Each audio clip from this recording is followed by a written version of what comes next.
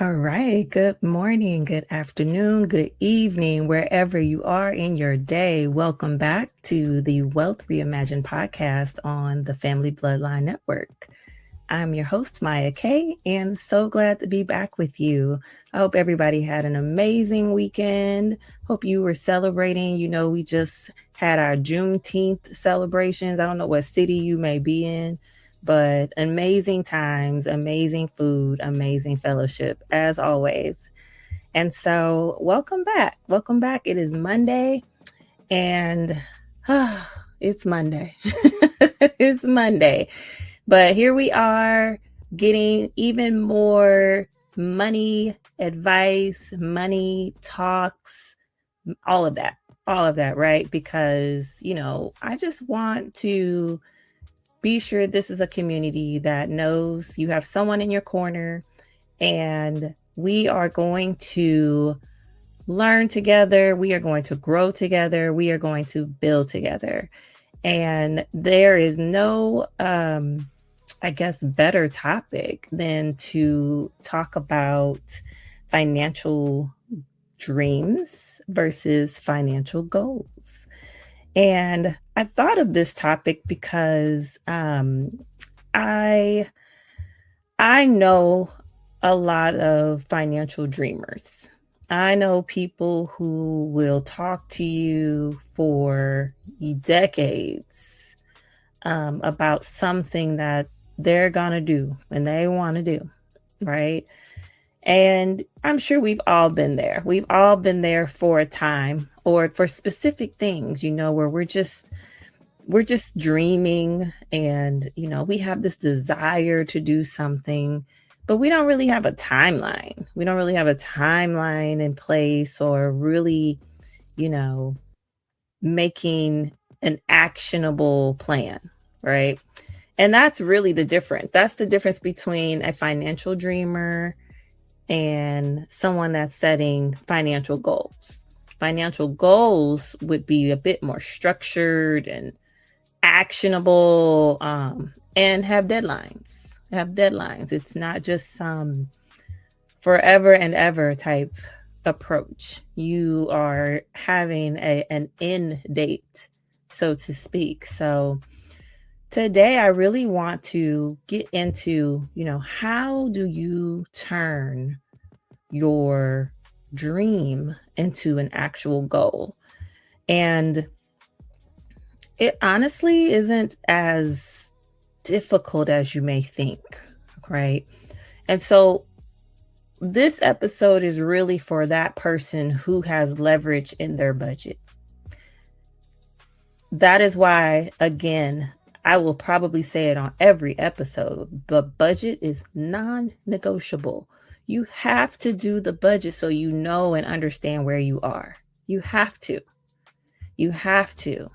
And what we're going to talk about today will still apply even if you don't have your budget where it needs to be, or where it can be, or where it should be, and there's still adjustments that need to be made.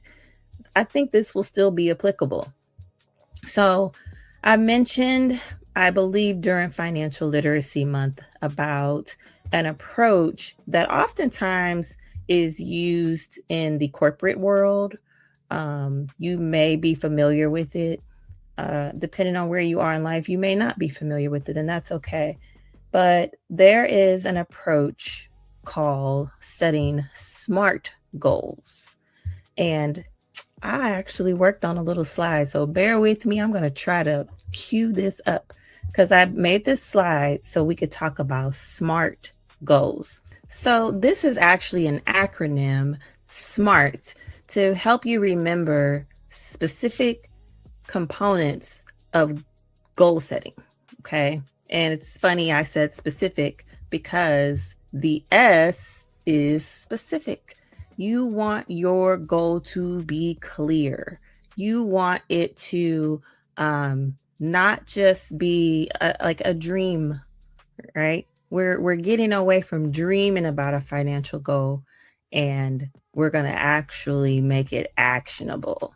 So you want it to be clear. You want it to be specific. You want it to not be vague. You're going to get down to the nitty gritty, as they say. Okay. So the S stands for specific. And we'll do some examples later for, showing you what a non-specific financial goal would be versus one that is more specific and more actionable. But we're going to wait and do that at the end, because that actionable goal needs to include all of these components. So the M stands for measurable. And the measurable part just means that the goal should have some type of metric or number or target, some type of way for you to be able to see that you are on track or not. So that is making the goal measurable. And all good goals, actionable goals, should have that component.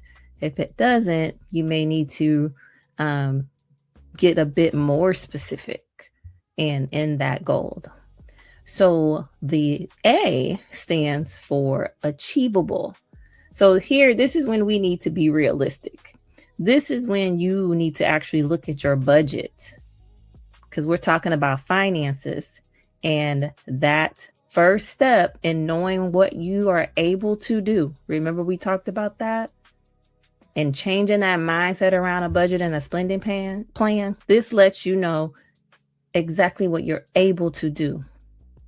So even if you don't have things where you want them to be, and you're not necessarily happy with where you are, you can still be doing something. But you want to be realistic. You want to be realistic in that approach. You want to be realistic about where you are and what you can actually do. So being realistic based off of also on what you know about yourself. What do you know about yourself? What do you know about your energy level? What do you know about your capacity? What do you know about your resources or your constraints? There may be things about yourself that you have to also incorporate in that goal setting. If you're like, oh, so I can do this, I will add on extra 20 hours a week to my work week so I can make extra money. You may not have 20 extra hours a week. I know I'm a single parent. I don't have 20 extra hours a week. I haven't had 20 extra hours a week in years. Now I may get some extra time, extra hours, because now my children are either grown or will be about to be of a driving age. That frees up a lot of hours for me that I'm not teen Uber.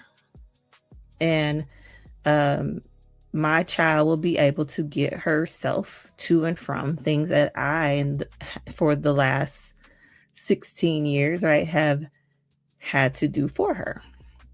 So it's being realistic. We have to be realistic when we want to set a goal that's achievable. Okay. The R stands for relevant. This has to be important to you. I mean, otherwise, why were you dreaming it? Why did you dream it? It could be as simple of a dream of, I want to live abroad, or I want to travel abroad. I don't have a passport. Well, look up how much the passport costs and set a goal, an achievable goal at that. So it's all about, why is it important to you? And is it something that aligns with a greater financial dream or vision that you have for your life? So be sure when you are setting that action plan, it's relevant to what you have going on either now or it's relevant to the vision you have and aligns with the vision that you have for your life. And last but certainly not least, the T stands for time bound. This, to me, is the most important step. You need to put an end date on goals.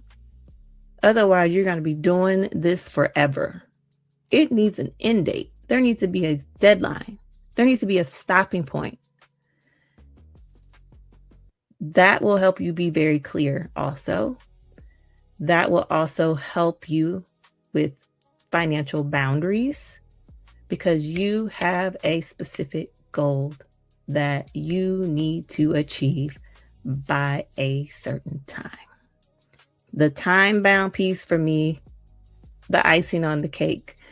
And that's why I don't, the whole New Year's resolution thing, where, oh, I got a year to do this. I think it's better to break that up into shorter time frames. Yes, you have a year, but there's either quarters or trimesters in that year. Break it up sooner so you stay focused. If you got the whole year to do something, you might put it off. That may be why you're a dreamer, because you have allowed yourself way too much time to achieve this. It could probably be done in 3 months. It could probably be done in 4 months. It could probably be done in 6 months.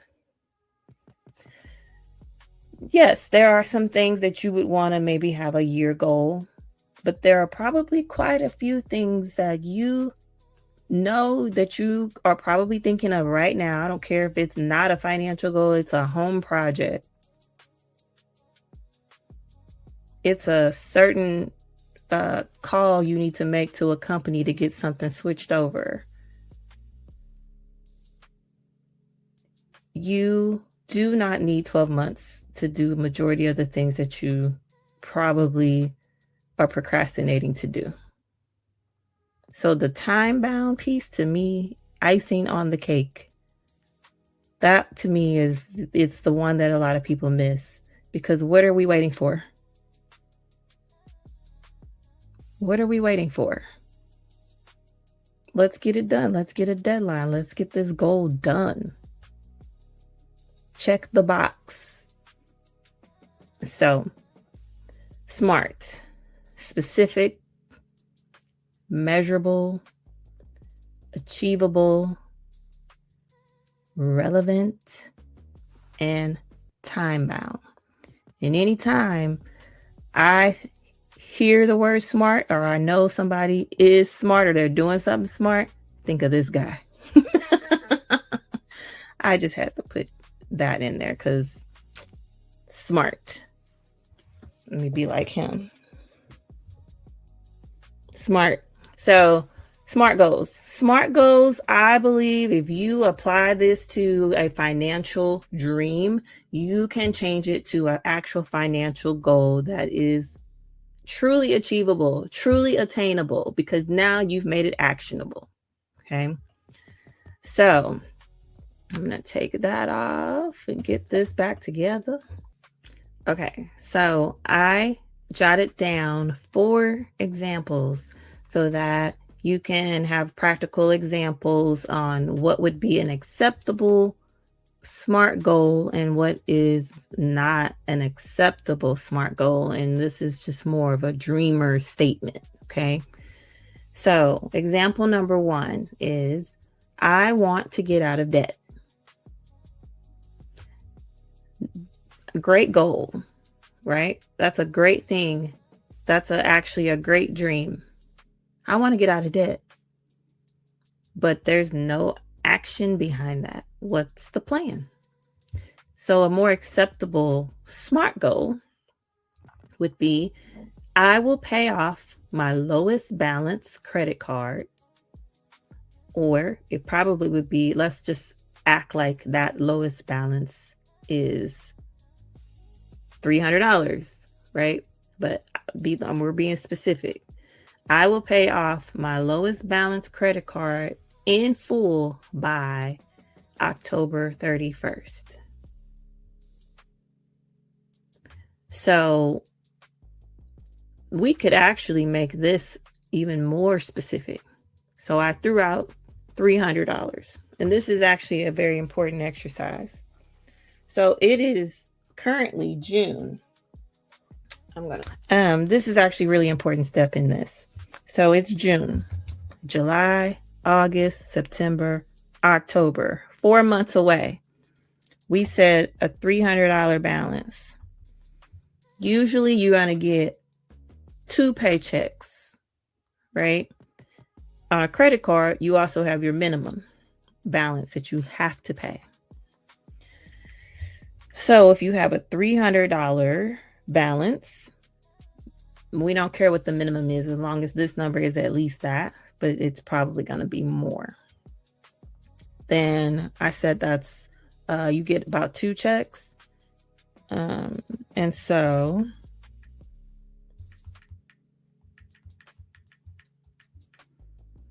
let's just say $40, because 300 divided by 8 is $37.50. I'm just doing it on my phone. $37.50. We'll just round it up to 40, right? So to make this even more specific, I will pay off my fill in the blank credit card with a $300 balance by sending $40 every payday and have this paid off by October 31st. That would be more specific. That would be a SMART goal. Specific, measurable, $40 every paycheck, right? It's achievable. $40 depending on your budget, because some people's budget, they may be upside down, right? And so you would have this goal would have to come later. So $40 for most is achievable. Relevant, absolutely. Getting out of debt, you don't want debt, especially not revolving credit card debt. You don't want to be carrying that. So it's absolutely relevant, because debt strips you from being able to do so much, especially credit card debt. I know, because I was in it. I was in some credit card debt. Oh, wee. And what actually woke me up with my credit card debt was moving up and having more opportunities in my career and maybe making a little bit more money here and there. But I was still struggling. And I said, this don't make no sense. This don't make no sense. Why am I still struggling like this, but I'm making a little bit more money? Now, yes, the cost, there's inflation. I'll just sum it up. Yes, there is inflation. Yes, the cost of living goes up every year. The cost of goods go up every year. Yes, those things happen. Yes. But what doesn't have to be a constant in my life, and it does not have to be a constant in your life either, is debt. Debt does not have to be a part of your financial journey. It does not. And so it's a very relevant goal. So, and then the time bound piece of that goal is that I have a deadline, October 31st. So that's example number 1. Example number 2 that I wrote down is, I want to build my savings.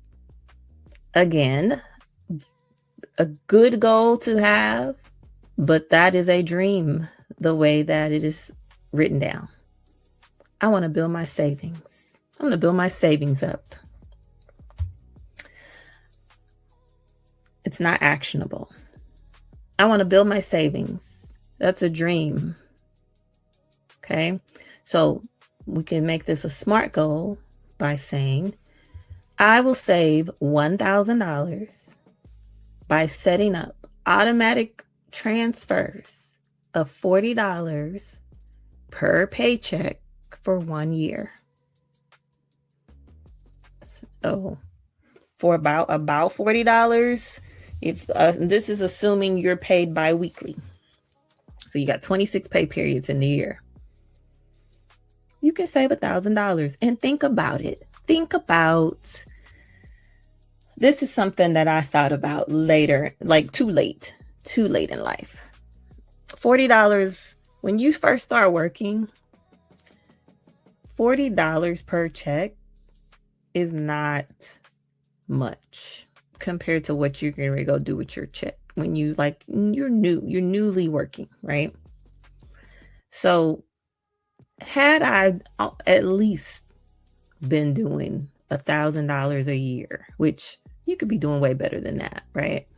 But if I had been doing at least $1,000 a year, and I think about how long I've been in the work field, I've been in the workforce, right? And I was like, dang, if I would have just did the $1,000 a year. So for my job, I've been in about 24 years. I would have had $24,000, right? $24,000, depending on what you do with it, could be so much more. So much more, because it should not just be sitting in a regular old savings account. It could be getting invested. It could at minimum be in a high yield savings account. So just being able to break those goals down into a smaller chunk makes it very much more achievable. But that I use the $1,000 example because the $1,000, remember, is your starter emergency fund. And so if you don't have that yet, which I highly, highly, highly encourage you to get it, because that $1,000 starter emergency fund is your ticket to stop using credit cards. We want to get away from using credit cards incorrectly. Credit cards have a purpose in your financial tool belt. They do. But you got to use them correctly. And so if you're carrying debt on a credit card, that means you're not using it correctly. And you are in debt. You are in revolving credit card debt. The worst kind. Interest rate out of control. They tell you your minimum payment is going to take you 15 years to pay it off if you just send them that minimum. And now the CFPB has required them to disclose that to you. Okay, yay. If you only make the minimum payment, it's going to take you 18 years to pay this back. Because nobody was doing the math, right? You spent the money. I don't even want to say you spent the money, because it wasn't your money. It was an accessible loan. It's a little loan on a card. You swipe the card. Now you owe the credit card company that money because it was a loan, a very expensive high interest loan.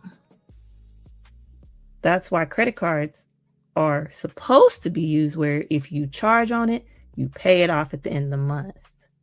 Then you don't pay interest.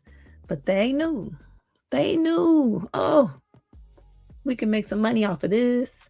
And so let's go ahead and tempt people with this and buy now, pay it later. Hey, even get them a little discount to throw it on there. Because, they might buy a little more if they know they're going to get that 10% for opening this card. It's all a game. It's all a game. So that $1,000 example was done on purpose because I really want you to get out of the habit of using your credit card incorrectly. I'm not saying you should never have a credit card. That's not what I'm saying. But I do want you to use them correctly. and not sabotage not only your financial dreams, but your financial goals. All right, so the third one that I wrote down is I'm going to save up for a vacation. I'm going to save up for a vacation. It's a nice dream. A great goal. We all need a vacation. We could all use a vacation. I could definitely use a vacation. So I'm going to save it for a vacation. To make that a smart goal, a financial goal, and not just a dream, I will save $3,000 for a vacation by setting up automatic transfers of $250 per month for 1 year. For 1 year. And, you know, if you are a single household, that may seem like a lot, depending on how all your other numbers or line items are coming together in your budget. It might be doable. When you have someone to work with, you are partnered or you have a spouse, and you can work together, because a lot of times that's the challenge, is getting two people who likely have two different styles when it comes to finances. Generally, one person is the saver and one person is the spender. Generally. But if you can work together and you set these goals, these dreams that you have together could actually become a reality because you have an actionable goal in place. So I will save $3,000 for a vacation by setting up automatic transfers of $250 per month for 1 year. And then you got your $3,000. And depending on where you put that, high yield savings account, you're going to hear me start saying that a lot more. Throw it in a high yield savings account to grow a little faster for you. And all high yield savings accounts are not created equal. So the last example that I had is, just checking my time, is I want to buy a home someday. I want to buy a home someday. Okay. That sounds like a nice financial dream. But we could definitely make this an actionable financial goal. And so what I wrote down is I will save $400 each month for 4 years for a $19,200 down payment. Okay, so let's check it up against the model here. Is it specific? I believe that's pretty specific. $400, 48 times. I'll have 1920, measurable, the 1920. I'll be able to see how close I'm getting to 1920, or what month am I on? What month am I on? That both of those are ways to measure. Because if you're doing the $400, you're going to come out the same whether you look at it from the dollar amount or the month you're on, right? The math is mathing, okay? Is it achievable? I believe so. 4 years. Yeah. I believe 4, if you approach it in 4 years. I recently told my daughter that, I want you to really think about buying your first property before you're 30. And so, depending on, I was like, it don't have to be a house. It could be a condo. It could be a condo. It could be a half of a duplex or something like that. But I want you to really think about ownership. I want you to be thinking about owning property much younger than I was. And I want you to achieve that, your first property, before you're 30. And so depending on how much time you have, yeah. But 4 or 5 years to save up a down payment so you could have like your 20%, or even a nice down payment. I think $20,000 is an amazing down payment. Then yeah, very much so achievable. Relevant, again, absolutely. I know there's a lot of,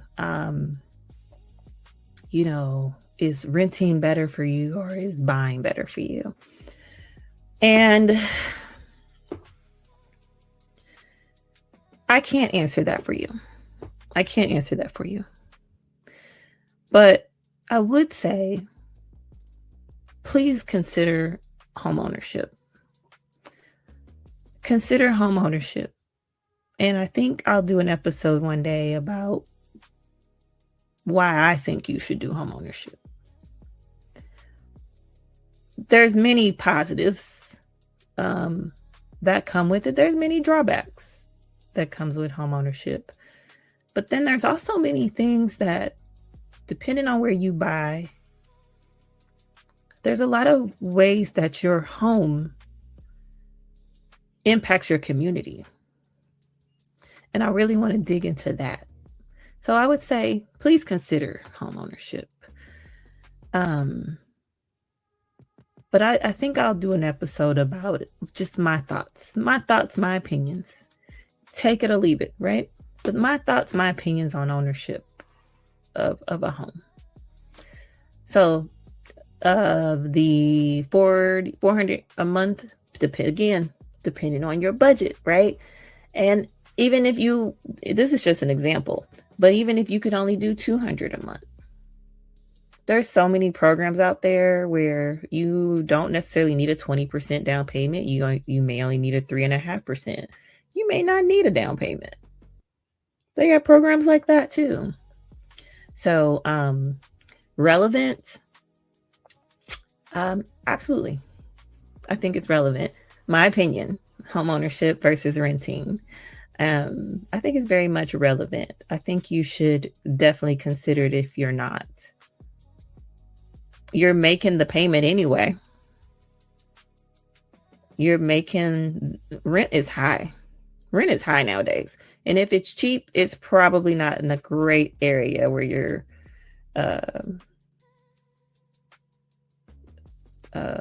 not, it may have some safety challenges. We'll just say that. It could have some safety challenges, right?